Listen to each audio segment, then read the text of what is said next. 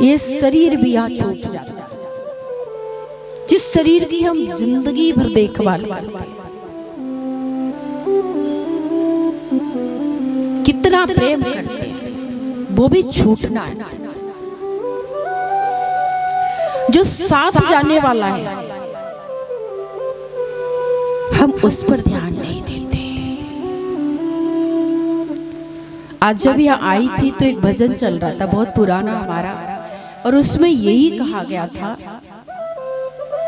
कि संसार के जो साधन है मानते हैं उसके बिना काम नहीं चलता, वो भी जोड़ने पड़ते हैं, पर जितनी आवश्यकता है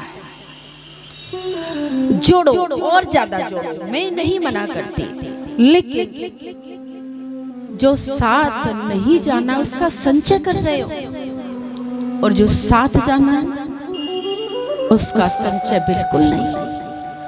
और ये बात हम नहीं कह रहे, कोई नई बात नहीं है, सभी जानते हैं, पर फिर भी वो भूल जाते हैं।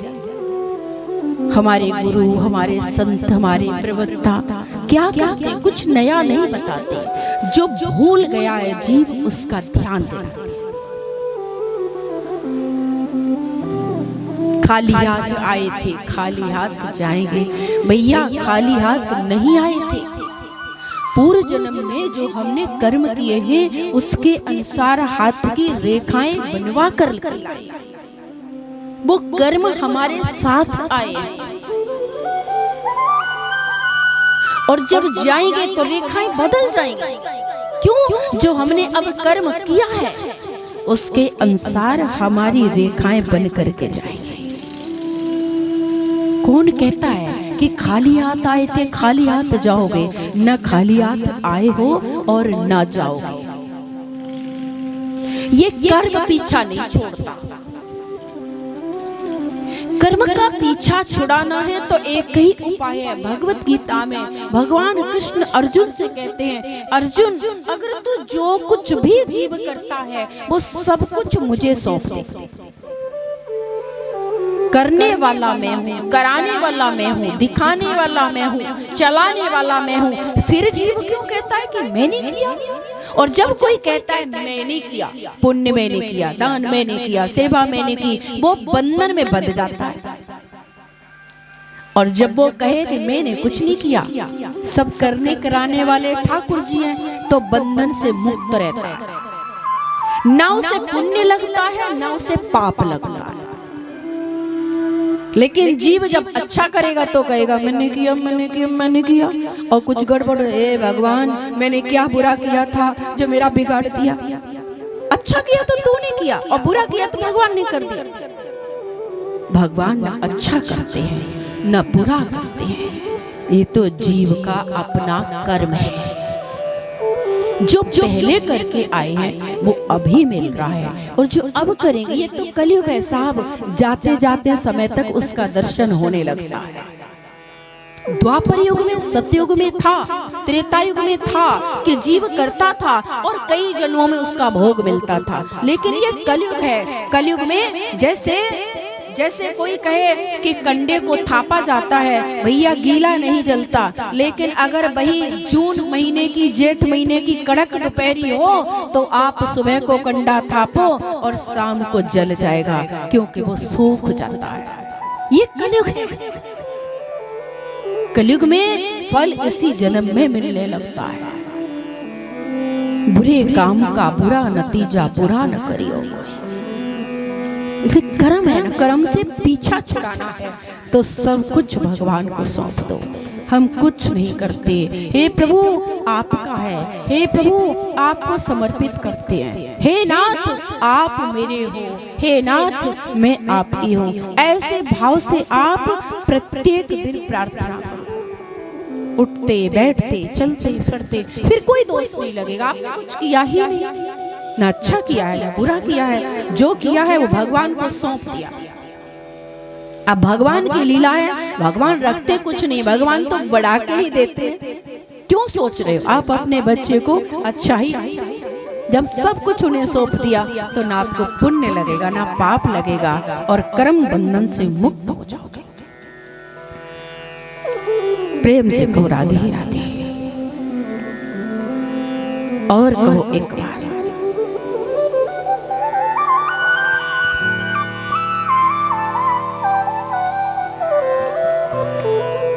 कल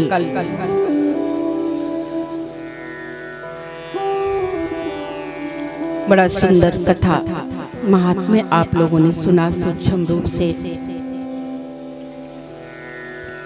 यम प्रवजंत मनुपेतम उपेत कृत्यम द्वैपायनो विरह कातर आजुहाव पुत्रेति तन्मयतया तरवो विनेदुस्तम सर्वभूत हृदयम मुनिमानतोस्मि। ये दूसरा श्लोक है भागवत का।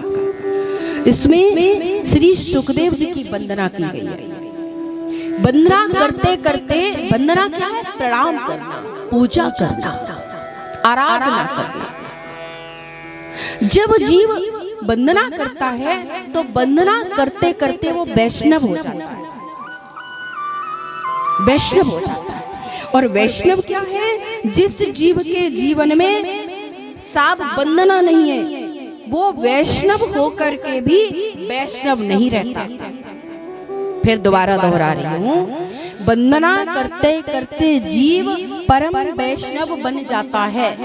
और जिस जीव के जीवन में वंदना नाम की चीज नहीं है, वंदन नहीं करता, प्रणाम नहीं करता, वो परम वैष्णव होते हुए भी वैष्णव नहीं कहा जा सकता। कहते किसी है वैष्णव? कौन है? कौन है वैष्णव?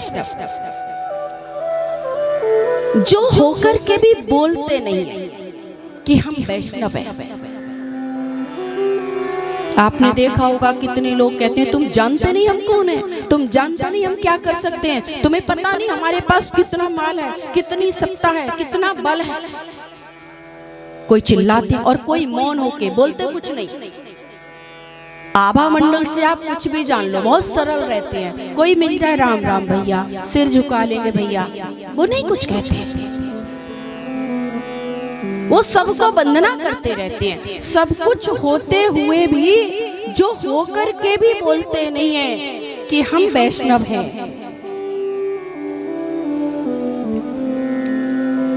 रावण से एक बार रावण हनुमान जी महाराज जी से पूछते हैं। रावण पूछता है कौन हो आप? हनुमान जी महाराज जी तो बड़ा सीधा सरल सा जवाब दिया करते थे, उत्तर। रावण ने कहा कौन हो? हनुमान से कहा कौन हो तुम? तो हनुमान जी ने हाथ जोड़े और कहा दासो हम कौशलेंद्रश्च। मैं तो दासों का दास हूं, मैं कौशलेंद्र महाराज का दास हूं, मैं दास हूं। रावण जोर से हंसा, हंसी तो उसकी फेमस थी, बहुत जोर से हंसा। सोचता है अरे मैं तो सोचता था तू कहीं का राजा होगा, तू कहीं का राजा होगा, पर तू तो दास निकला। हनुमान जी ने कहा सुन रावण, हम तो एक के ही दास हैं। रावण, हम तो एक के ही दास हैं, पर तू अनेकों का दास है। हम तो एक के ही दास हैं, तू अनेकों का दास है। कहे तो मैं सुना दूं, कहे तो मैं सुना दूं। रावण, तू अहंकार का, तू कलेवर का, तू कांचन का, तू कामनी का, तू काम का, तू अनेकों का दास है। मैं तो सिर्फ एक का दास हूं, तू अनेकों का दास है। और मैं इन सभी का जो स्वामी है, मैं उसका एक का दास हूं जो सबका स्वामी है। इसलिए आज से कोई परिचय पूछे तो कभी मत कहो कौन हो, बस प्रभु के एक सेवक ही हम बन जाएं। दासानुदासो। वृंदावन धाम में तो सब कहते हैं कि हम भैया दासानुदासो। आप कितने ही बड़े महाराज के पास जाओ, बड़े महाराज छोटे महाराज को प्रणाम करेंगे, छोटे बड़े को करेंगे। ये अहंकार कब आता है कि हम उसके पैर नहीं छूएंगे, हम उसको प्रणाम नहीं करेंगे, वो अहंकार उसका बड़ा हुआ है। वही स्वरूप रावण है। गुरु का कुछ नहीं बिगड़ता।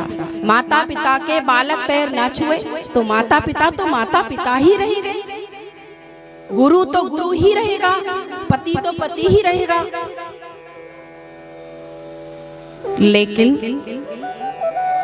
आपके अहंकार ने आपको विनाश की ओर ले गया है। अहंकार है। सब कुछ होते हुए भी रावण की भी तो यही दशा थी। सरल भाव में आप देखो, ब्रज में जाओ, अवध में जाओ, आप अच्छे अच्छे तीर्थों पर जाओ। हमने बड़े बड़े महाराजों के पास महाराज गए और इतने लचीले होंगे, इतने झुकीले होंगे, इतने सहज होंगे महाराज कि मतलब उनसे मिलो तो मन गदगद होता है और हमेशा बस हाथ जोड़े ही रह गए, हाथ जोड़े प्रणाम की मुद्रा में, वंदना की मुद्रा में रह गए।